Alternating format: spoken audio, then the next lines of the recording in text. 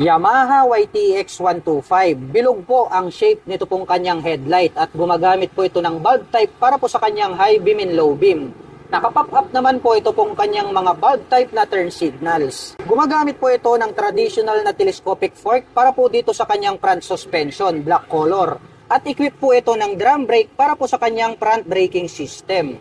Gray color naman po ito pong kanyang hub at ito po ay naka-spokes rim. At ang sukat po ng kanyang gulong rito sa harapan ay mayroong sukat na 3x17. Naka-analog ang meter panel display para po dito sa kanyang speedometer at odometer. Nandirito naman po yung kanyang mga light indicators. At ito po ay gumagamit ng mechanical key para po sa kanyang ignition. At ito po ay naka-naked handlebar na glossy black color.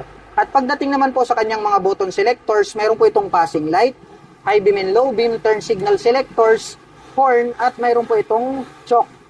Habang dito naman po sa kabila, nandirito po yung kanyang electric starter. At ito po ay mayroong fuel tank capacity na 7.6 liters at mayroon naman po itong fuel consumption na 45 km per liter. Ang lapad po pala nito pong kanyang upuan, black color naman po ito pong kanyang seat cover. At bukod dyan, makapal at malambot din, kaya komportable din po yung inyong mga pasahero.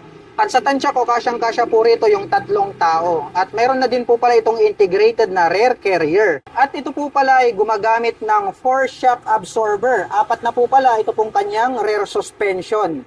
Kaya kakabitan nyo na lang po ito ng sidecar, pwede na po kayong maghanap buhay. At bukod dyan, napansin ko lang, mayroon po siyang tubular dito na brace na kung saan ay pwedeng pagpatungan ng paa ng mga pasahero. At tubular po na metal black color ito pong kanyang swing arm at mayroon na din po itong chain cover. At pagdating po sa kanyang starting system, mayroon po itong kick starter at bukod dyan ay mayroon din po itong electric starter. Oblong shape po ito pong kanyang bulb type na tail light at naka-pop up naman po ito pong kanyang mga bulb type na turn signals. Itim po ang kulay ng kanyang pipe at head protection guard at mayroon naman po itong single exhaust. At pagdating naman po sa kanyang rear braking system, ito po pala ay gumagamit ng drum brake. At ito po ay naka-spokes rim set. At ang sukat naman po ng kanyang gulong rito sa likuran ay meron po itong sukat na 3x17. At ang Yamaha YTX ay meron po itong 125 cubic centimeter engine displacement. Naka-single cylinder, single overhead cam, 4-stroke with 2 valve. At nakakapag-provide po ito ng maximum power na 6 kW at 7,000 RPM. Habang nakakapagbigay naman po ito ng maximum torque na 10.2 Nm at 4,500 RPM. At ang presyo po ng Yamaha YTX 125 ay nagkakahalaga po ito ng 57,900 pesos. At kung gusto mo naman pong kumuha ng hulugan ay kailangan mo pong mag-down payment ng 2,800 pesos.